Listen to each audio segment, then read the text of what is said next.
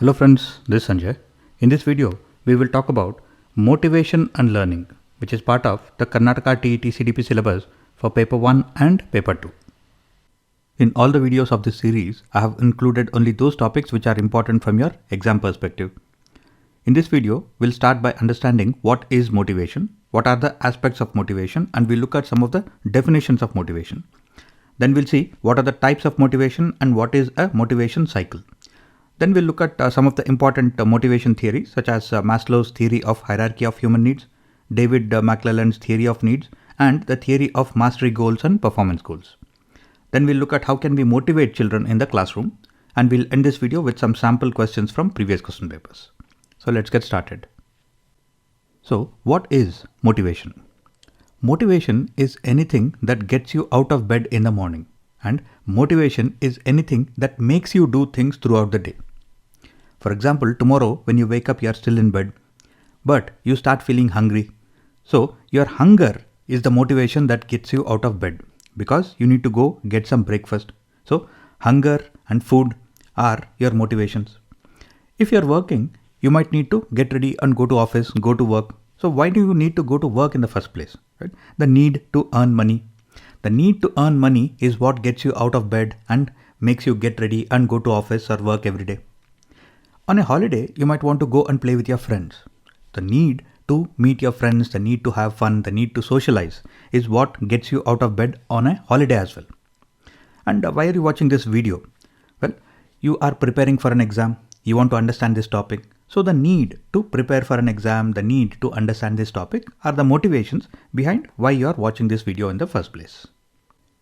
If we did not have any motivation, then we would probably just stay in bed throughout the day and not do anything at all. There are three aspects of motivation. There is activation, there is intensity, and there is persistence. Activation can be the date or the time when your motivation got activated, and intensity is the level of your motivation, and persistence is the continuity or the dependability of your motivation.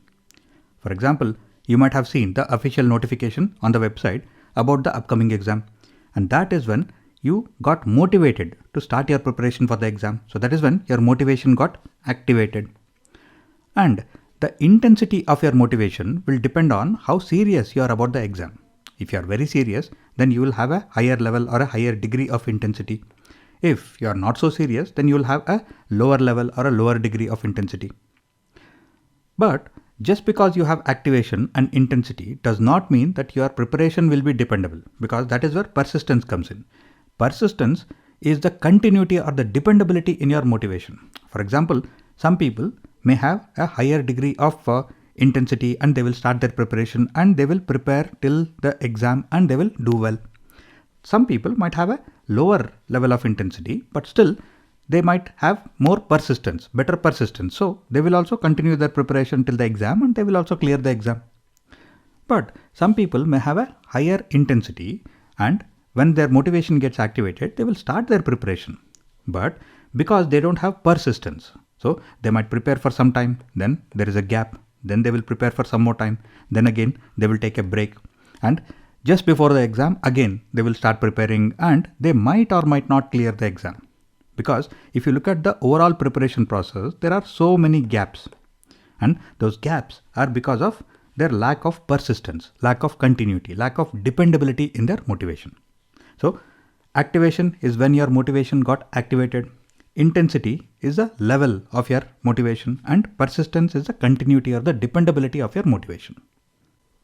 There are several theoretical definitions of motivation. However, you just have to remember two things. First is that motivation is any reason that makes an organism move. That is, motivation is any factor that makes a person move. And motivation arouses or creates the interest in learning, which is essential for learning. That is, if you already have a certain level of interest in you, but if it is sleeping, then motivation awakens or arouses that interest in learning.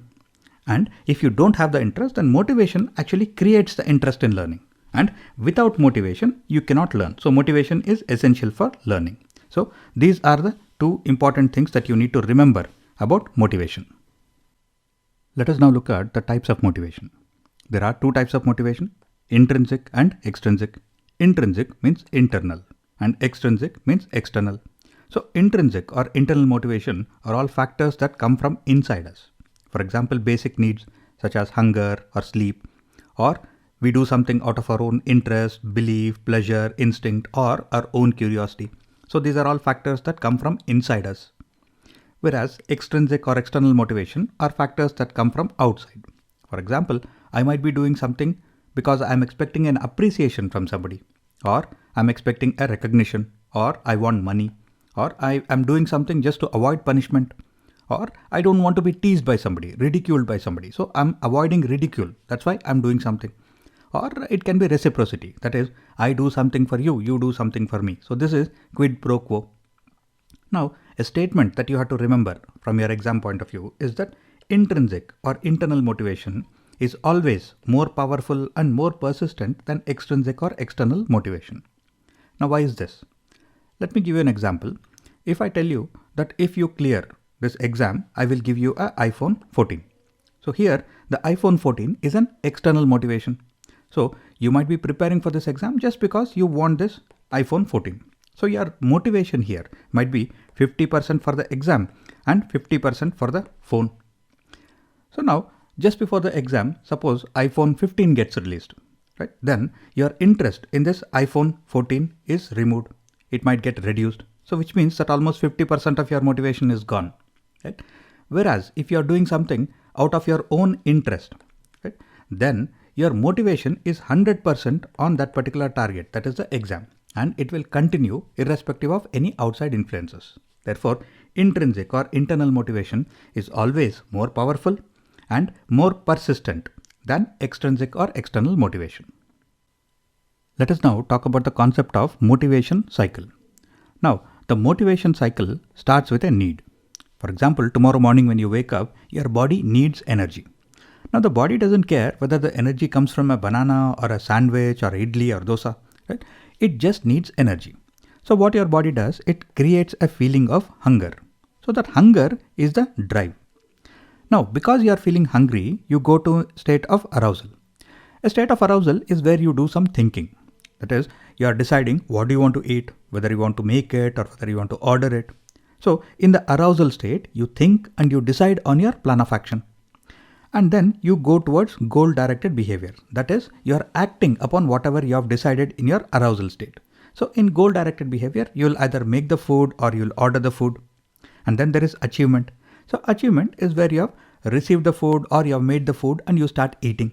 So once you have finished eating, then your hunger is satiated and you don't have to keep thinking about what to make, what to buy. So there is a reduction of drive, reduction of arousal. So this is the motivation cycle. And this cycle will again restart when your body again needs some energy. Let us now talk about some of the important theories about motivation, and the simplest, the most practical and the easiest to understand is probably Abraham Maslow's hierarchy of human needs. Now, why do we need to talk about human needs? In the previous slide, when we were talking about motivation, we saw that motivation starts with a need. Therefore, if we understand how needs work, then we can understand how motivation works. Maslow says that there are three types of needs: basic needs, psychological needs, and self-fulfillment needs. If we were to put all of these needs on a pyramid, then at the most basic level will be the physiological needs. Food, water, warmth, rest. So these are the most basic needs that will motivate any person, and these have to be met before we can start thinking about anything else. Once your physiological needs are met, then you look at safety needs. Here you are looking at security and physical safety. So once your basic needs are met, then you can start looking at your psychological needs. You can see that when a person grows a little older, becomes a teenager, adolescent, or a young adult, so then the person wants to have friends, the person wants to have relationships, and as the person grows older, he or she is looking for intimate relationships as well. So these are belongingness and love needs. And as the person grows a little more older and starts working, right? So then the person wants to achieve something in his or her career. The person wants to accomplish something. He or she wants to be respected by other people. So these are esteem needs. So once your psychological needs are also met, right, then you will move towards the next level of the pyramid, that is self-actualization. When you reach the self-actualization, you are looking at spirituality, you are looking at probably maximizing your own potential, exploring your creative potential. So your previous levels, that is your esteem needs, belongingness and love needs, that is the psychological needs, and your basic needs have to be met before you can start thinking about self-actualization. So that is why people who have achieved something in life, who have reached the esteem needs, right? Only those people probably think a lot more about the self-actualization level. So this is Maslow's hierarchy of human needs. Let us now talk about David McClelland's theory of needs. So this theory talks about three types of needs: need for achievement, need for affiliation, and need for power. So this theory is quite useful in understanding what drives or what motivates a person, and by understanding that, you can maximize the learning in the classroom. Need for achievement is connected with success. Need for affiliation is connected with interpersonal relationships or social relationships. And need for power is connected with influencing or controlling other people. Now, these needs can be positive in motivators or negative motivators. If a person's need is on the higher side, then that works as a positive motivator. Whereas if the person's need is on the lower side, then that works as a negative motivator. For example, if a person's need for achievement is on the higher side, then the person wants to win at any cost. Whatever the person does, he or she is looking at how can I succeed in this. So that is a positive motivator. If a person's need for achievement is on the lower side, then it becomes a negative motivator. The person wants to avoid any kind of competition because the person fears failure, and the person tries to avoid taking any kind of responsibility. If a person's need for affiliation is on the higher side, then the person wants to have as many social interactions as possible. And the person will demand loyalty from the people around him or her. And the person would like to work harmoniously and maintain good relationship with everybody around him or her. Whereas if a person's need for affiliation is on the lower side, then that person tends to be a social recluse and avoid any kind of a social situation. Right? So the person will actively avoid social interactions. And if a person's need for power is on the higher side, then the person will seek to influence and control other people around him or her. And the person always wants to be in a leadership position. Whereas if a person's need for power is on the lower side, then the person is more comfortable being a follower or as a dependent or a subordinate. And the person will actively avoid any kind of a situation where he or she has to take a leadership position. So by understanding this theory of needs, and by understanding what motivates or drives a person in your classroom, you can maximize the learning experience. Let us now talk about the theory of mastery goals and performance goals. Now this theory is not only helpful in understanding the learners in our classroom, this theory is also very helpful in understanding ourselves. Because whenever we undertake any activity or task in our life, we are looking at it from a mastery goal perspective or a performance goal perspective. If you are looking at something from a mastery goal perspective, it means that you want to become a master or an expert in that particular task or activity. If you are looking at it from a performance goal perspective, you are just looking at performance or you are looking at completing that activity or task. So depending on what is our goal, is it mastery or is it performance, we can adjust our preparation strategy accordingly. And we can prepare in the right way to achieve our goal. For example, you are preparing for the upcoming examination. So you can look at all the subjects from a mastery goal perspective, or you can look at the same subjects from a performance goal perspective. If you are looking at the subjects from a mastery goal perspective, it means that you will study all the subjects in depth. For example, if CDP has 8 chapters, then from a mastery goal perspective, you will go through all the 8 chapters. You will go into the depth of the chapters and you will try to become a master or an expert in those 8 chapters. Whereas if you are looking at CDP from a performance goal perspective, and if there are 8 chapters, you will open the previous question papers and you will see that only 5 out of the 8 chapters are important from an exam point of view.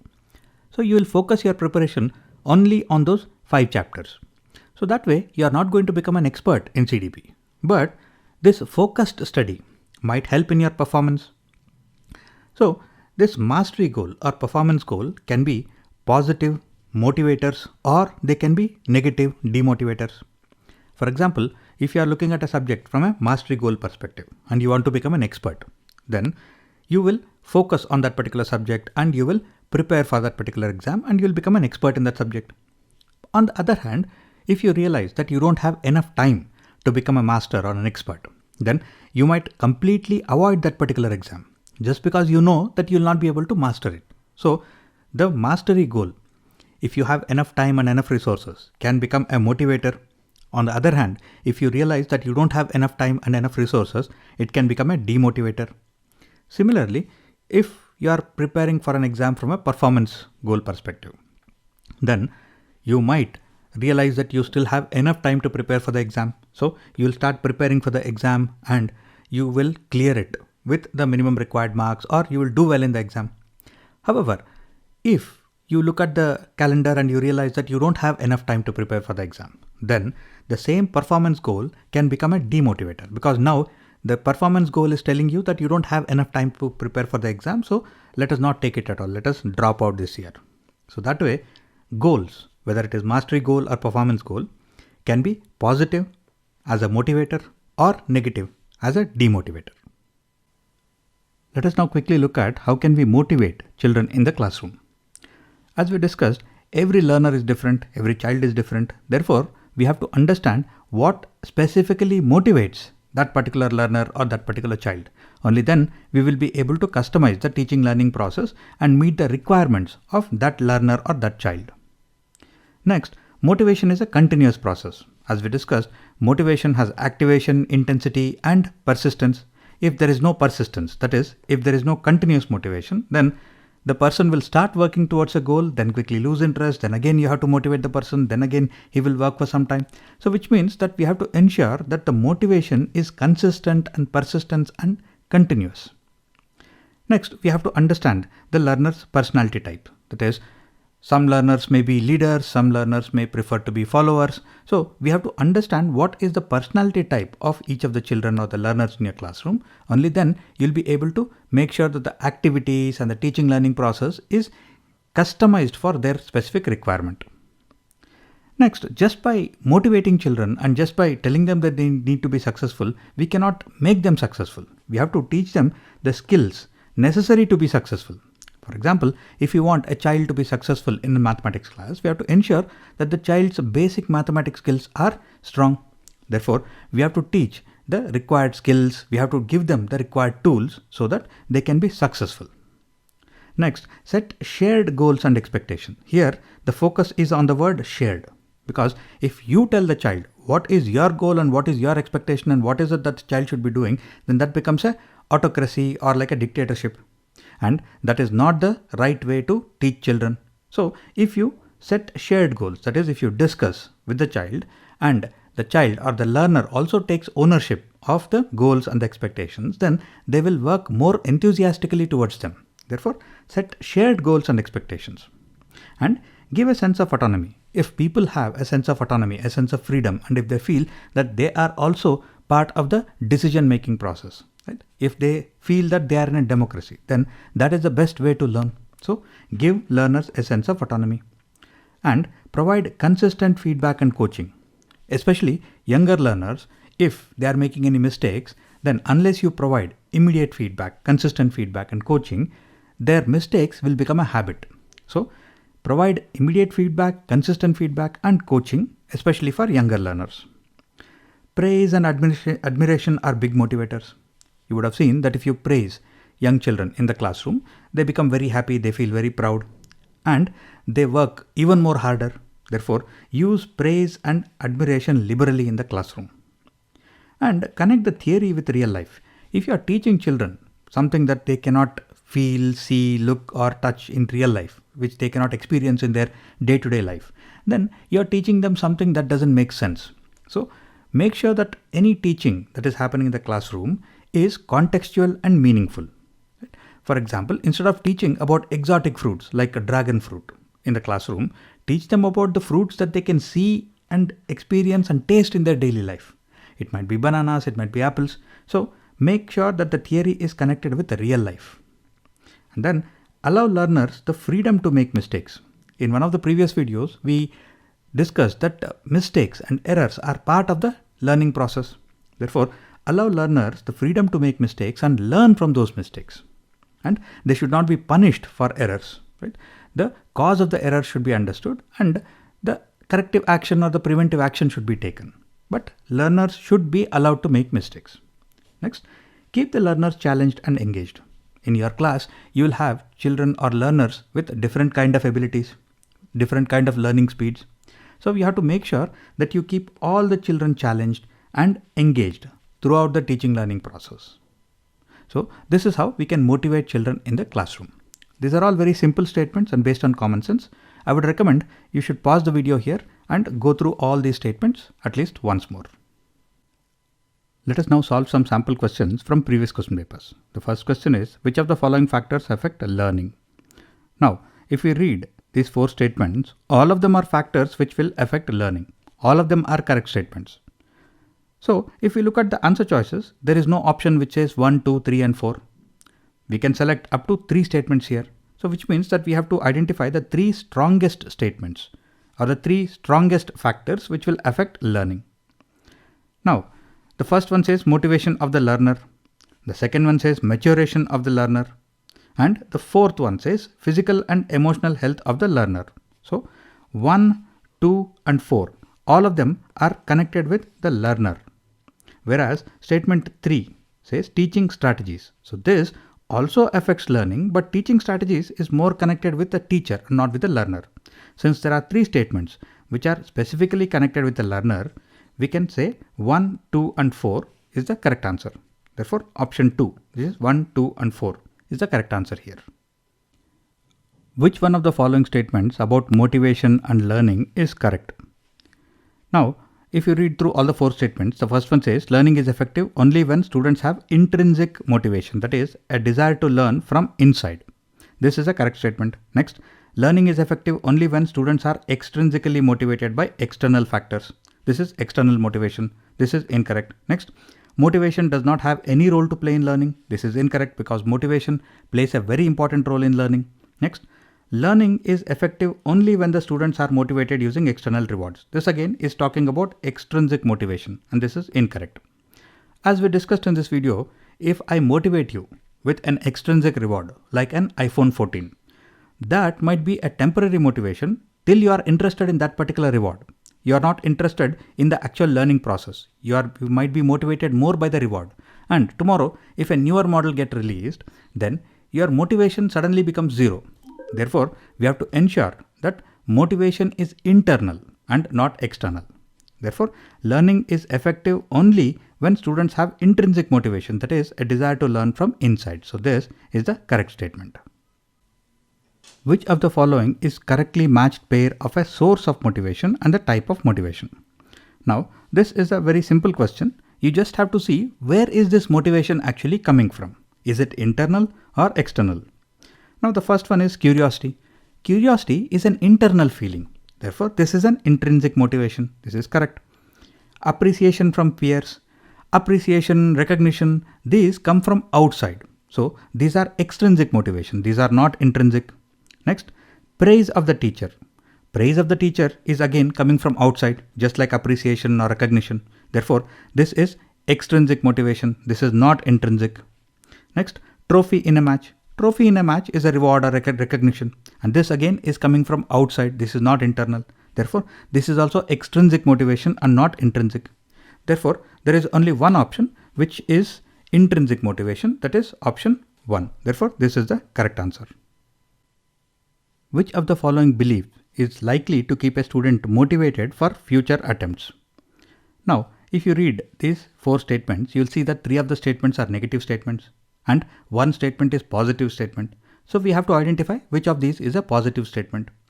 Now, this can also be understood in the context of the mastery goals and the performance goals theory, because if you feel that you'll not be able to master something, then if you feel that you'll not be able to perform well in some particular activity or task, then these mastery goals and performance goals can become demotivators, right?